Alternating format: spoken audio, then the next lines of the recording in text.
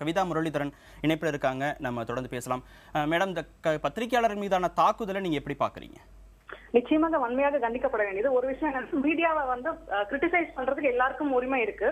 ஆனால் விஜயகாந்த் செய்வது போல் காரியம் முழுவதற்கோ அல்லது பத்திரிகையாளர்கள் மீது வன்முறை செய்வதற்கோ யாருக்குமே உரிமை இல்லைன்னு நினைக்கிறேன். அது ஊடகம் எவ்வளவு வலிமை வாய்ந்தது, அது எத்தகைய மாற்றங்களை கொண்டு வரும், இதெல்லாம் இது பற்றி ஒரு ஊடக அரசியல் பற்றி ஒரு புரிதல் இல்லாமல் விஜயகாந்த் செயல்பட்டுக் கொண்டிருக்கிறார் என்று நினைக்கிறேன். இது மிகவும் வன்மையாக கண்டிக்கப்பட வேண்டிய ஒரு விஷயம்.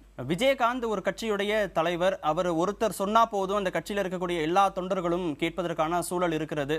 ஆனா பத்திரிகையாளர் தரப்புல பல்வேறு சங்கங்கள், அமைப்புகள் இருக்கிறது. இப்ப இந்த பிரச்சனையை எப்படி முடிவுக்கு கொண்டு வருவது? அங்க விஜயகாந்த் சொன்னா மட்டும் போதும், இங்க ஒவ்வொரு தரப்பிலிருந்தும் பல்வேறு தரப்பிலிருந்தும் அவங்களுக்கு தகுந்த மாதிரியான சங்கங்கள் இருக்கிற போது அவர்கள் வெவ்வேறு சூழல்ல வெவ்வேறு ஊர்கள்ல அவங்க போராட்டம் நடத்துறாங்க. இவர்களுக்கு இடையிலான பிரச்சனையை எப்படி முடிவுக்கு கொண்டு வர்றது? இந்த பிரச்சனைக்கான நிரந்தர முடிவு அப்படின்றது நிச்சயமாக அரசியல் தலைவர்கள் மட்டுமல்ல, எல்லோருமே ஊடகங்களை சரியான முறையில ஒரு ஆரோக்கியமான முறையில விமர்சனம் செய்வதுதான் இருக்க முடியும் அப்படின்னு நான் நினைக்கிறேன். நீங்க சொல்ற மாதிரி ஊடகத்துக்குள்ள பல பிரச்சனைகள் இருக்கும் போது இதற்கான தீர்வை இங்கிருந்து கொண்டு வருவது ரொம்ப கஷ்டம். ஆனால் பல ஊடகவியலாளர்கள் பல பிரச்சனைகளையும் தாண்டி தொடர்ந்து போராடி கொண்டிருக்கிறார்கள்.